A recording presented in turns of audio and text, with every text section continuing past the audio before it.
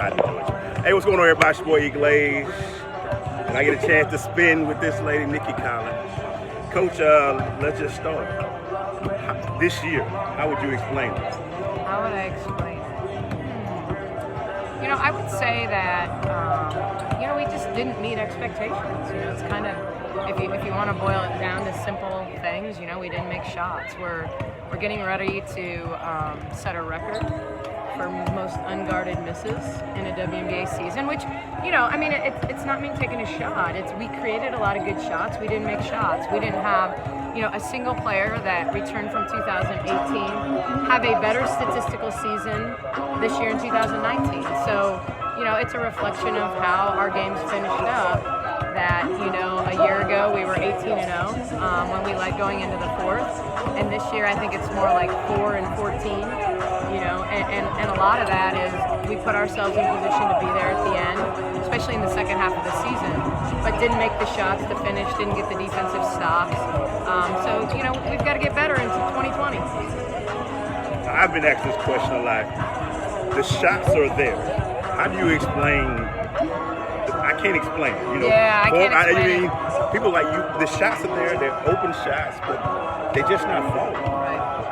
Can you even explain something? Yeah, you can't explain it. You try to do different things. We took more shots to begin practice. We changed our shooting routine, and we've shot it better since we've done that. To be quite frank, not shot it well enough, but. There's a confidence. People think just because you're coaching professional athletes that they're naturally going to be confident. But it's amazing how confidence is a huge part of any sport and at any level. And, when you believe you're going to make shots, you're prepared to take them. More go in than don't. And I think at times when you take a shot because it's the right shot to take, but you've missed a couple and you don't have that innate confidence in your ability to make it, you don't shoot it as confidently. And I would say that even I think Brittany Sykes is a player who can make open threes and just has struggled all year long to make wide open threes. And she's not the only one, but I worked with her some this offseason and just felt like she was going to be a 40% three-point field goal percent shooter, and that just didn't come to fruition this year. The tale of your start of your coaching career. Yeah. Tale of 2 years. Yeah. How is it on you? How have you reflected on this year? Last year, Coach of the Year, everybody was like the greatest thing and all that. Yeah. Now this year, they like, what happened? Well, For you? after there was a request to take my trophy back, I think it's been a challenge. There's no doubt. I don't think there's any doubt that I knew that last year was special, and that not every season is going to go like that. But I also think that I've learned a lot about leadership. I think it's easy to lead when things are going well, and kind of keeping it together and keeping them motivated. And I'm proud of how we've played the last 6 weeks. It doesn't mean we've won as many games as we should have, needed to, could have, all of those things.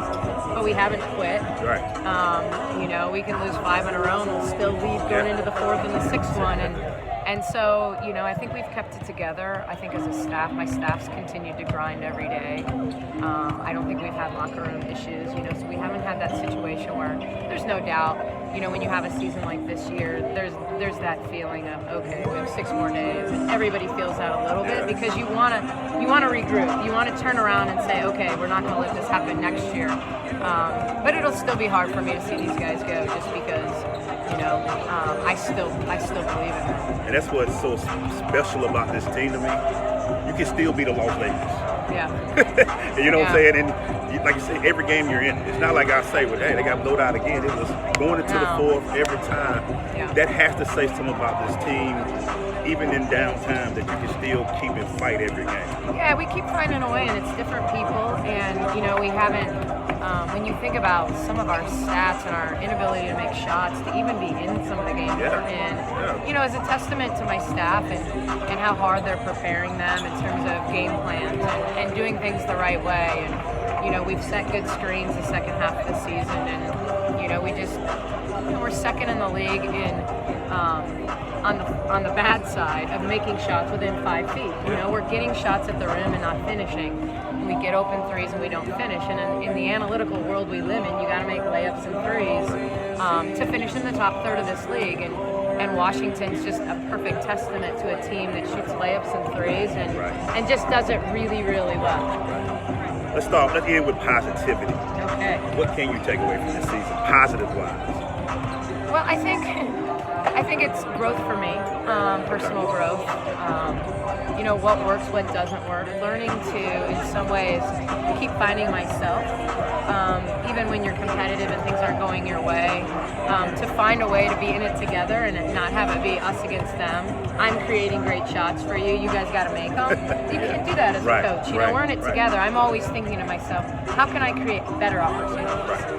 What is it going to take for us to get over the hump?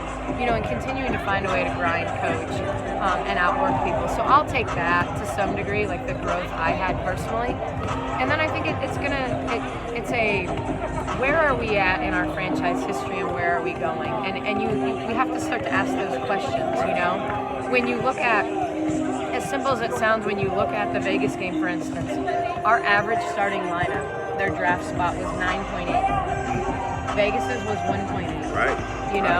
This league, most of the top teams were either built through the draft or a forced trade. And so, do we need an influx of talent? And is there a difference between 1, 2, 3 in the draft and 11, 12, 13? Absolutely. And that's not me taking a shot at our players, because I think we have really good players who've done really good things. But look at the history of this league, and you'll see what players do over the course of their careers, that are in the top 5 versus the bottom 5 or the second round or that type of thing. And so, I think we've got a lot of decisions to make about where we go with this franchise. And quite frankly, I'm motivated to figure that out. If I'm anything, it's where do we go? Who do we build with? And, who are we looking? The CBA is going to play a huge part in that. What's going to happen in the CBA? What is our salary cap going to look like? And, who can we go out and secure to make ourselves better? And who can we pick up in the draft? And, all those kind of exciting things that kind of can change the complexion of your team for the long term rather than just short term. Well, I thank you as always. Yeah, thank you. You could have been a butt to us and the media, but the thing I always hear is that even after the game, she always talks to us. I'm like, y'all need to ask more questions so she can say things. Thank you, Nicki Collen. Thanks, guys. Nicki Collen. We'll talk to y'all.